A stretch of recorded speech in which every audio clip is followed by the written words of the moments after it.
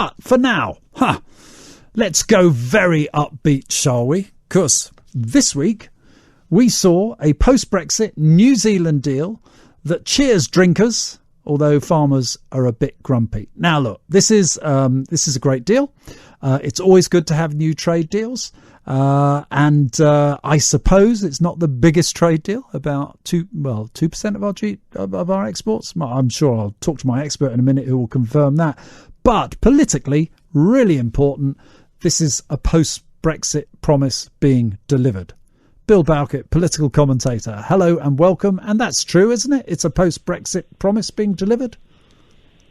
Very good evening. And yes, I think that is definitely the case. I mean, the government seems to be proving Remainers wrong, by the week, by the number of trade deals that they've managed to sign. I think it's over 60, partly thanks to the marvellous work that Liz Truss did. Yeah, should have kept her at trade, I think, really. Yes, no, definitely. And the government is saying with this new free trade deal with New Zealand that it will not only benefit consumers with lower prices for kiwis, for clothing, for Sauvignon Blanc, but also that it will benefit businesses, particularly those that deal a lot with the global supply chain. Now, look, in terms of size of trade deal, it's not a huge earner for the United Kingdom, but it is about tone, isn't it? I mean, having said that, for the person in the street, what does a trade deal mean? Well, as I just mentioned, hopefully it would mean lower prices, particularly when it comes to tariffs. So, but then this is also garnering some conflict as well. So this is in regards to the anger that farmers have been having, particularly the National Farmers Union. But is it legitimate anger? Because over lamb. Because if they're arguing against making prices cheaper for consumers, well, tough luck. That's what we want. Everything else is going up.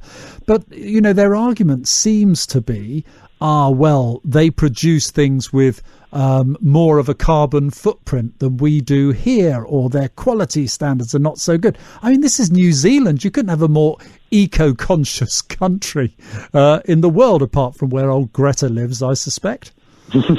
No, that's certainly the case, and you're seeing it with the government with their commitments that they're making in the run-up to COP26, and it certainly seems like the case with COP26 with this new trade deal, and obviously the market adjusts to it, and there is, it seems, good demand, and like you said, when it comes to the overall benefit, it's unlikely to boost the growth of Britain. I mean, this trade deal, I only think, equates to about £112 million in additional exports. It will actually benefit the Kiwis more.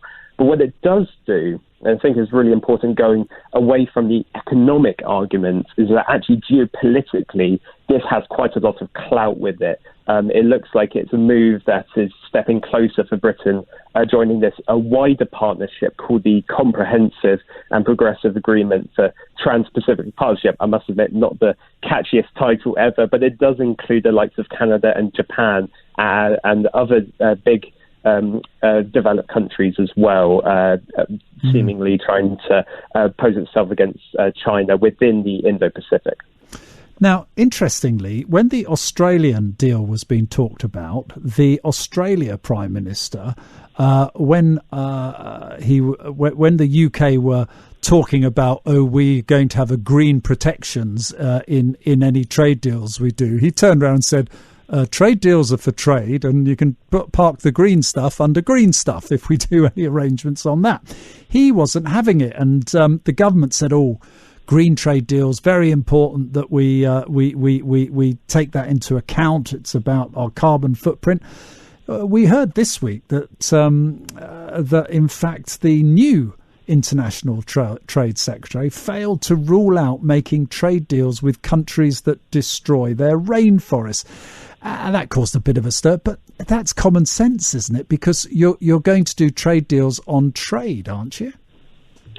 Yeah, that's definitely certainly the case. And there is a fine balancing act, I would say, where the UK in itself wants to prioritise, economic growth over environmental protections, particularly not just in a post-Brexit world, but a post-pandemic world as well. And Labour did call for the new International Trade Secretary, Anne-Marie Trevelyan, to make that commitment in the House of Commons. And one country specifically, and this actually links to the CPTPP agreement I was talking about earlier, with Malaysia and the threats that it causes environmental damage. But as you said, I think that trade deals are for economic purposes. They're not for environmental. But you are seeing that some businesses are kind of reacting to some of the actions that some nation states are taking in not responding to climate change. So back in the summer, something around 40 UK food businesses, including like supermarket chains, threatened to stop sourcing products from Brazil over its proposed land reforms, which would damage the Amazon.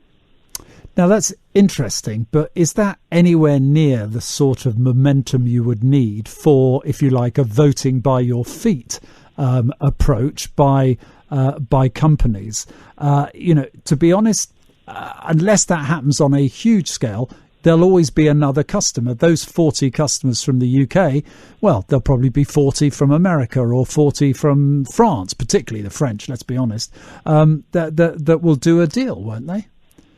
Yeah, no, definitely. And like I said earlier, the market adjusts, particularly global supply chains. But I do feel that with countries, and as we're seeing with the roll up to COP26, that the countries do have somewhat of a sense of personal responsibility. And like I said, it's not just, these small businesses, and it seems Britain is kind of, like I said, prioritising these expensive trade-offs in regards to in retrospect to climate change. But you're seeing this tension, particularly with Brazil, with the European Union, and how they're scuppering this trade deal within Latin American countries because of countries like Brazil not being able to commit to net zero by a sooner date, and to promise to cut its carbon emissions as well. But like you said, I think I do agree that when it comes to trade deals, they are primarily for trade and not for virtuous means to send to climate change. Bill, you just brought in there the EU. Of course, if I'm right, I don't think the EU have a trade deal yet with New Zealand, which would point to the one post-Brexit advantage is that we could be more nimble and agile and do a deal just for Britain, because the old EU, it's going to be trying to please 27 people of it on its own side before it can try and please the one person it's trying to do a trade deal with, doesn't it? That's absolutely right, Nick. And you're seeing that they are going to be signing more trade deals. And to link back to other arrangements they're making, they've already done trade deals with Japan. They've got this draft deal with Australia, moving closer towards that comprehensive TPP deal. Is that could be the method in which could persuade potentially the United States to then rejoin, because as you may remember, Donald Trump, when he was president, left the TPP during his presidency, but now President Joe Biden feels almost inclined to rejoin it with all these powerful nations. I think they equate to something like £8.4 trillion of something around that. And like I said earlier, part of it is this aggression tactic against China, because China tried to apply for this comprehensive agreement but failed to do so. So while the trade deal itself with New Zealand might not do much for GDP, I think they only equate to 0.2% of trade in the UK. On the global stage of Britain, outward and agreements and absolutely. It's strategically very important. Bill Bowkett, political commentator, thanks again for joining us and giving us his take on the New Zealand deal.